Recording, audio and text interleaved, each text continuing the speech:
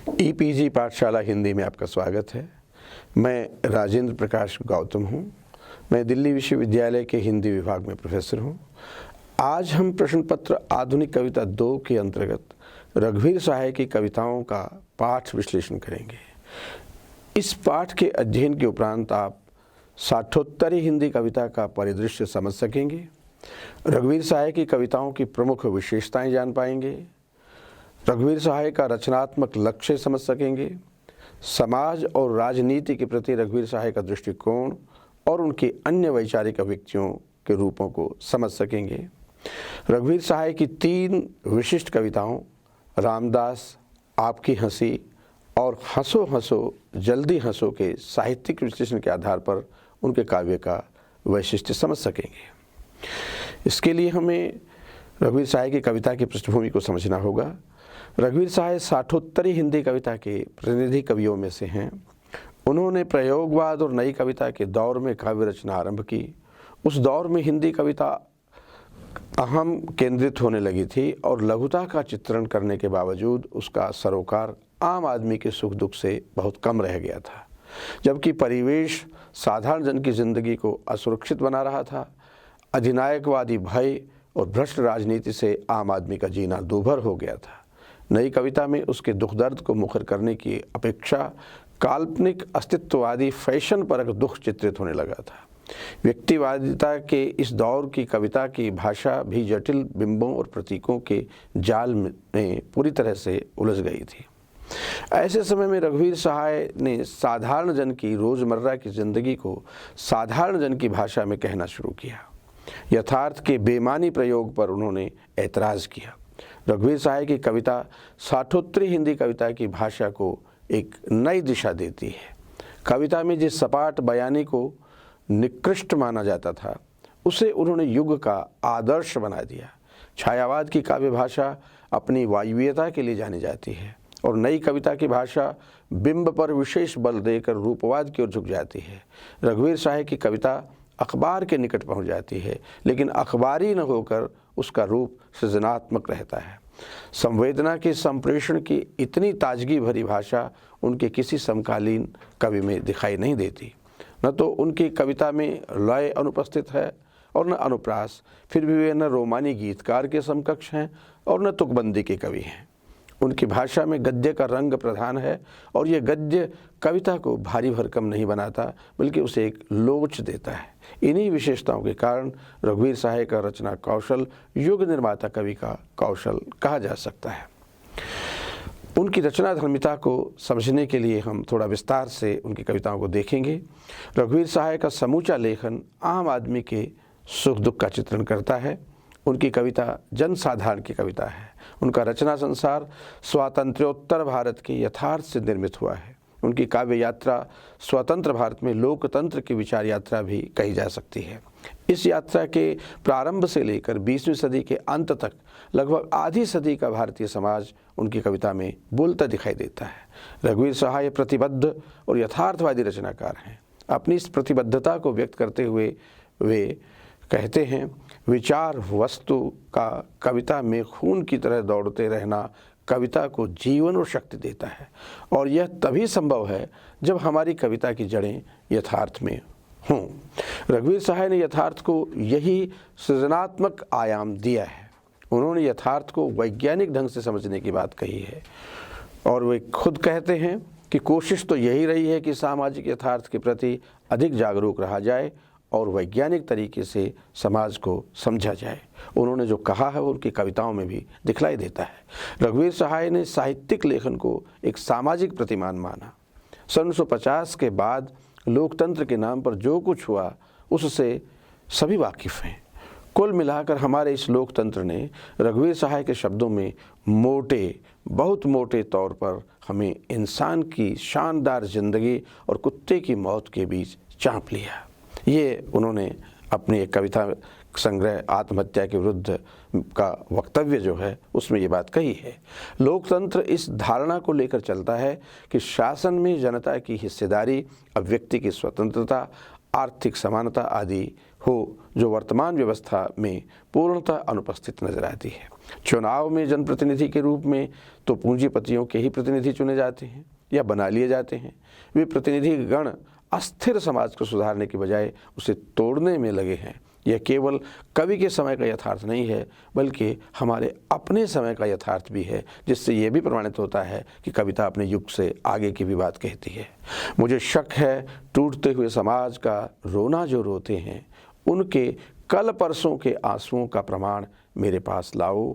मुझे शक है ये टूटते समाज में हिस्सा लेने आए हैं, उसे टूटने से रोकने के लिए नहीं। जनप्रतिनिधियों का जो दायित्व होना चाहिए, उस दायित्व का विश्लेषण इन पंक्तियों में कवि करता है और उन्हें आशंका है कि जो समाज को जोड़ने की बात कह रहे हैं, यह वास्तविकता नहीं है, वे उसके तोड़ने का प्रयास अधिक कर रहे हैं। रघुवीर सहाय लोकतंत्र की विसंगति, विडंबना को बहुत गहराई से जाकर उघाड़ते हैं और बार बार इस पर व्यंग्य करते हैं। संसद एक मंदिर है जहाँ किसी को द्रोही नहीं कहा जा सकता। 10 मंत्री बेईमान और कोई अपराध सिद्ध नहीं। काल रोग का फल है और अकाल अनावृष्टि का। यह भारत एक महागद्दा है प्रेम का। तो अपराध सिद्धि न होना यह दिखला रहा है कि किस प्रकार एक ऐसी व्यवस्था धीरे धीरे पनपी जिसमें शक्ति प्राप्त को कभी अपराधी नहीं सिद्ध किया जा सका। यह हमारे लोकतंत्र की एक बहुत बड़ी समस्या है। इस पर इन पंक्तियों में कवि ने अपनी टिप्पणी की है।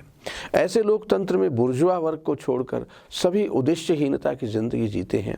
वे जीते हैं सिर्फ जीने के लिए। लड़का बड़ा होता है सिर्फ बड़ा होने के लिए। उसके पास न कोई शक्ति है न उद्देश्य है। इसलिए कहते हैं रघुवीर सहाय, बड़ा हो रहा है लड़का उन औजारों के बिना जिससे वह बनाता और तोड़ता हुआ बड़ा होता, वह सिर्फ बड़ा हो रहा है।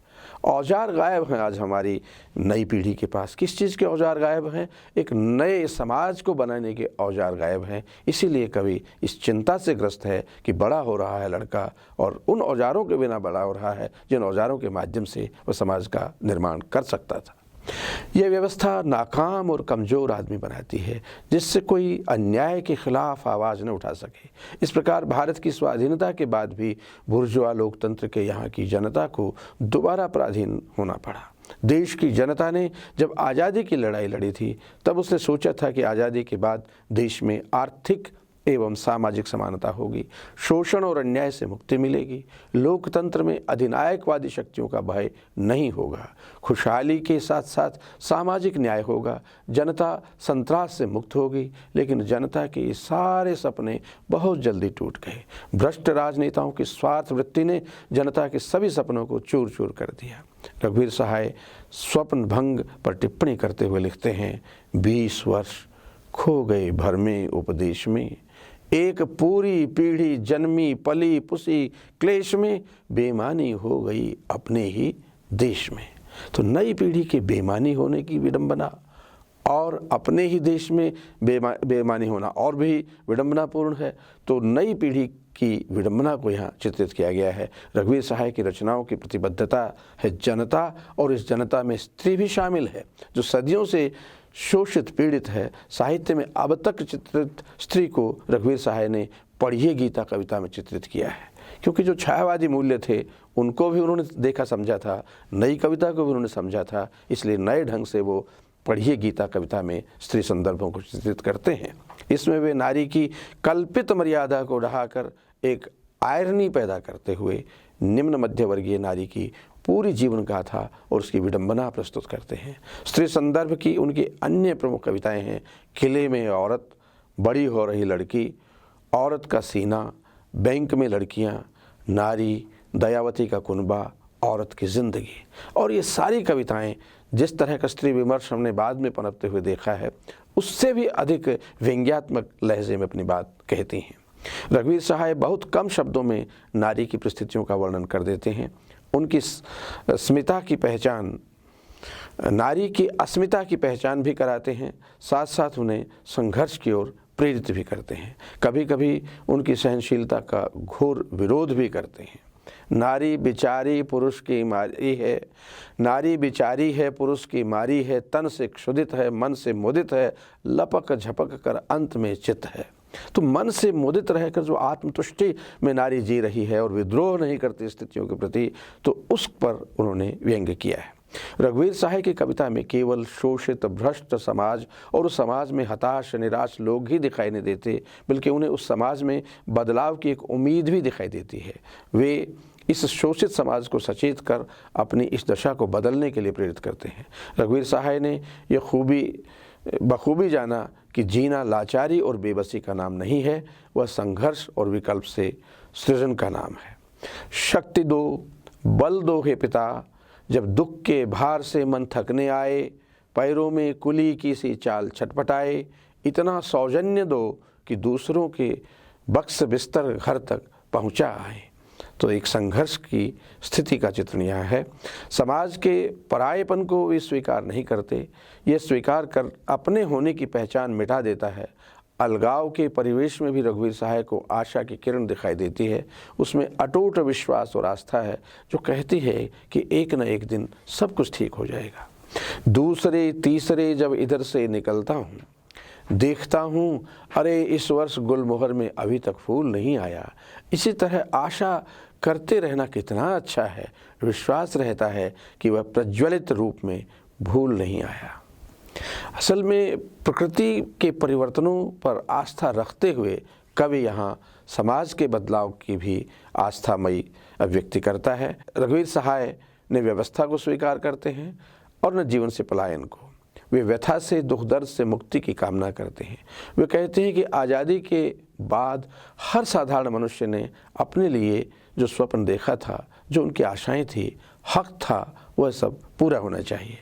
हमको तो अपना सब हक मिलना चाहिए, हम तो सारा का सारा लेंगे जीवन, कम से कम वाली बात न हमसे कहिए। और ये मांग वाजिब भी है। लोकतंत्र में आस्था रखने वाले मनुष्य ने जिस स्वतंत्रता की प्राप्ति में संघर्ष किया था, तो उस स्वतंत्रता के बाद ऐसा कहना कि कम से कम वाली बात न हमसे कहिए वाजिब लगता है। जीवन के प्रति इस प्रकार की आस्था मनुष्य को हर विपरीत परिस्थिति, हर द्वंद्व, हर कठिनाई से जूझने की इच्छा शक्ति देती है। वह टूटता नहीं, न ही पराजित होता है। रघुवीर सहाय समाज में व्याप्त इस भयावह परिस्थिति से स्वाभाविक स्वविवेक के आधार पर लड़ते हैं, परंतु कविता में कोई निष्कर्ष या निर्णय नहीं देते। वे जनता में इसकी समझ देते हैं, जो अपना विकल्प खुद बनाएगी। रघुवीर सहाय का कविता संसार बहुत बड़ा है, जिसमें उन्होंने हर शोषित पीड़ित के दुख दर्द को पहचाना और संघर्ष किया है। वे सबके दुख दर्द में भागीदार हुए हैं, सबके लिए लड़े, भाषा के स्तर पर सबको अपना अधिकार प्राप्त करने के लिए लड़ते रहे, जीवन के अंत तक एक अदम्य जिजीविषा के साथ लड़ते रहे हैं रघुवीर सहाय। हम अब उनकी कुछ कविताओं का पाठ विश्लेषण करेंगे और उसमें सबसे पहले हम रामदास को लेते हैं। रामदास उनकी एक अत्यंत महत्वपूर्ण कविता है और इसके पाठ विश्लेषण से हम रघुवीर सहाय की कविता के कुछ स्वरों को पहचान सकेंगे। स्वाधीनता के बाद जिस लोकतंत्र की स्थापना हुई और उसमें साधारण जनता की जो हालत हुई, वह रघुवीर सहाय की रामदास कविता में बहुत स्पष्ट है। इस कविता के संदर्भ में उन्होंने खुद ही लिखा है कि उनके भीतर दुख की कई परतें समाई हुई हैं और दुख के खिलाफ कई सतहें भी, और इसमें रचनात्मकता के कई प्रयत्न समाहित हैं और मानवीय सभ्यता पर तथा मानवीय आत्मा पर आक्रमण को निरस्त करने के कई प्रयत्न हैं। रघुवीर सहाय की ये पंक्तियाँ हमें कविता के प्रति उनकी आस्था का परिचय देती हैं। इस तरह लोकतंत्र की विडंबना को वे पूरे साहस के साथ उखाड़ते हैं। उनकी कविताएं एक सपाट और सीधा वक्तव्य हैं, क्योंकि वे जानते हैं कि वो दो अर्थ वाले शब्द हमेशा खतरनाक होते हैं। सत्ता इनका उपयोग अपने पक्ष में कर सकती है, इसलिए वे पहले ऐसी भाषा पाना चाहते हैं जिसके दो अर्थ न हों।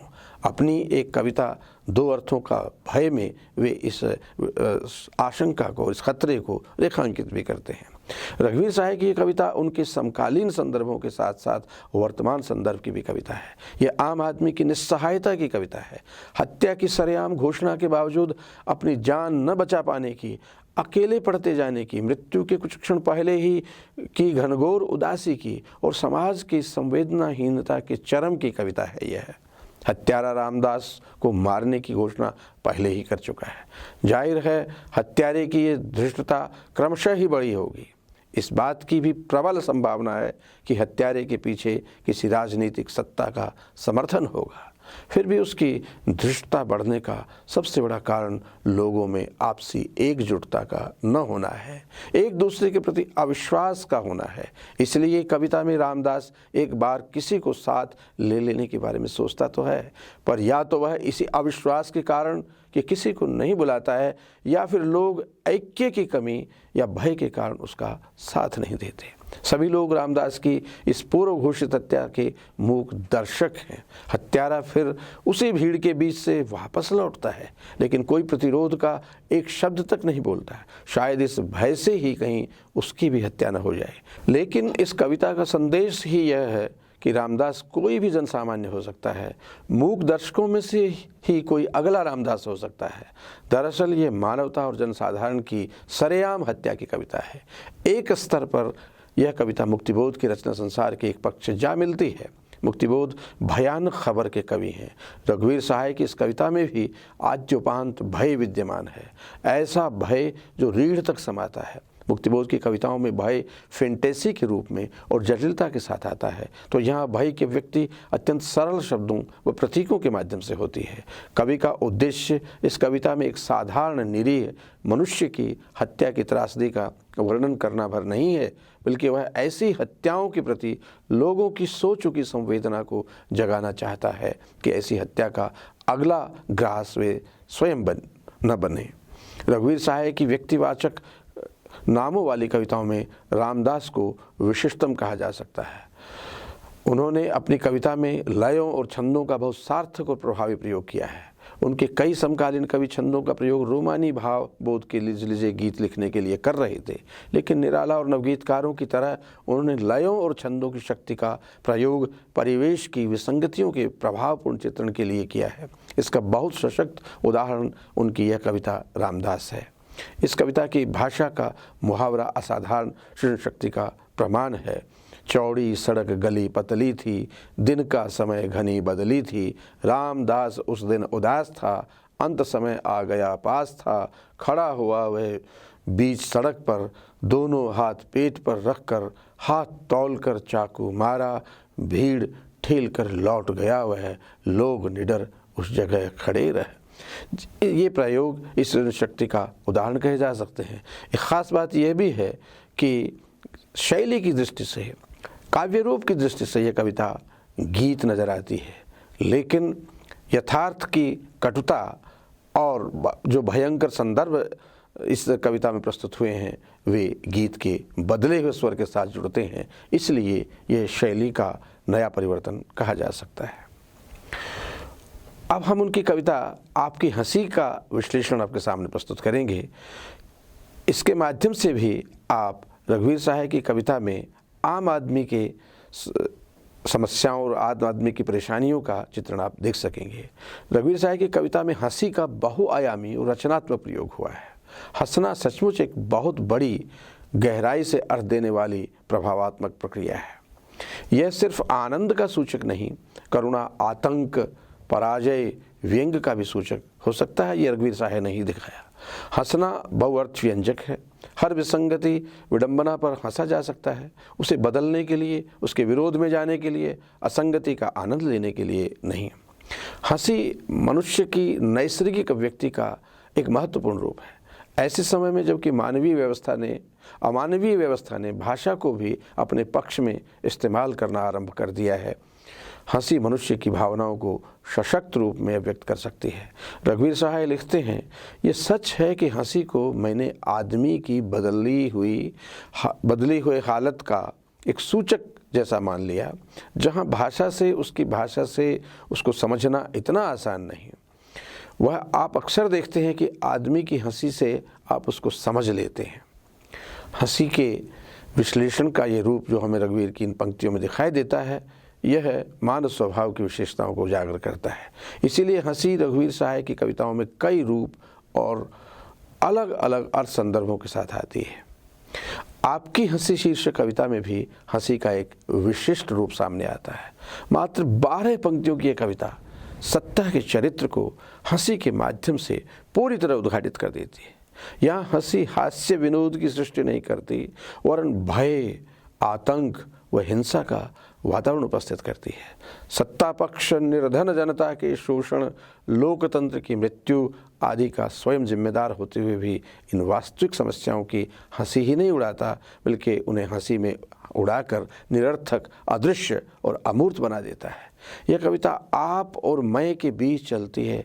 इस आप में केवल सत्ता पक्ष ही नहीं, बल्कि उसमें शामिल होने के लिए प्रयासरत हिस्सा भी है, जो भ्रष्टाचार, अवसरवादिता जैसे मुद्दों की खिल्ली उड़ाता है, ताकि उसके लिए भी सत्ता का मार्ग प्रशस्त हो सके। इस भयावह और क्रूर आप के बरक्स मैं के रूप में निरीह आम आदमी का दयनीय चेहरा है, जिसे अकेला पाकर या कहें कि अकेला करके हिंसक सत्ताधारी क्रूर अट्टहास करता है। पूरी कविता की भाषा एक तनाव की भाषा है। कहकर आप हंसे जैसे एक घूर्णन बिंदु के साथ ये कविता जुड़ी हुई है, और शेष सारी पंक्तियाँ उसी के इर्द गिर्द घूमती हुई एक तनावग्रस्त फलक का निर्माण करते हैं। हर पंक्ति के साथ इस फलक की गति बढ़ती जाती है, और इस अनुपात में कविता का तनाव भी बढ़ता जाता है, और द्वंद्व की एक चरम सीमा हमें दिखाई देती है, जहाँ आप और मैं का वर्गगत अंतर हमारे सामने स्पष्ट हो जाता है। आगे हम उनकी एक और कविता लेते हैं, हंसो हंसो जल्दी हंसो। यह उनके काव्य संग्रह का भी नाम है, और इसमें अनेक कविताएं हंसी से संबंधित हैं। रघुवीर सहाय जिस हंसी का प्रयोग अपनी कविता में करते हैं, उसमें परिहास, उपहास और आक्रोश मिला हुआ है। यह हंसी विशिष्ट परिवेश से उत्पन्न हुई है, उसका लक्ष्य भी विशिष्ट है। हंसी प्रसंग पर बात करते हुए रघुवीर सहाय एक और टिप्पणी करते हैं, शायद ये सच है कि हंसी को मैंने आदमी की बदलती हुई हालत का एक सूचक जैसा मान लिया है, जहाँ उसकी भाषा से उसको समझना इतना आसान नहीं होता। हंसी के बहाने से वे तकलीफ़ों को समझ लेना चाहते थे, जो शायद वो सीधे सीधे नहीं बोल सकते थे। इसलिए रघुवीर सहाय लिखते हैं, हंसो कि तुम पर निगाह रखी जा रही है, हंसो अपने पर न हंसना, क्योंकि उनकी कड़वाहट पकड़ ली जाएगी और तुम मारे जाओगे। ऐसे हंसो कि बहुत खुश न मालूम हो, वरना शक होगा कि ये शख्स शर्म में शामिल नहीं, और मारे जाओगे। बहुत ही पैनी धार है इन पंक्तियों में। रघुवीर सहाय ने यहाँ भी दो वर्गों को हमारे सामने साफ तौर से रख दिया है, क्योंकि जब वो कहते हैं हंसो कि तुम पर निगाह रखी जा रही है, ये निगाह रखने वाला एक क्रूर वर्ग है, और जिसको मजबूरन हंसना पड़ रहा है ये एक असहाय वर्ग है। और यहाँ तक चेतावनी दी गई है कि तुम्हारे मन की कड़वाहट भी हंसी में व्यक्त नहीं होनी चाहिए, नहीं तो वह कड़वाहट यदि पकड़ ली जाएगी तो ये समझ लिया जाएगा कि तुम अन्याय के खिलाफ कुछ सोचने समझने की शक्ति हासिल कर रहे हो। इसलिए कवि कहता है हंसो कि तुम पर निगाह रखी जा रही है, और वो ये भी कहता है वरना शक होगा कि वह शख्स शर्म में शामिल नहीं, और मारे जाओगे। हंसी रघुवीर सहाय की कविताओं में सर्वथा स्वाभाविक हास्य के रूप में नहीं, बल्कि साभिप्राय रूप में, अभिव्यक्ति के सशक्त माध्यम के रूप में आती है। आपकी हंसी जहाँ भय व आतंक का माहौल उत्पन्न करती है, वहीं इस कविता में हंसी अभिव्यक्ति के पर्याय के रूप में चित्रित है। हंसी के तरीके पर कवि इसलिए ध्यान आकृष्ट करना चाहता है कि वह निगाह रखी जा रही है, न चाहते हुए भी हंसने की व्यवस्था गौरतलब है। हंसो शब्द के अधिकांश पंक्तियों के आरंभ में आना हंसने की आज्ञार्थक और व्यवस्था का सूचक है, यानी बाध्य किया जा रहा है आपको हंसने को, आज्ञार्थक सूचक होने का तात्पर्य यही है।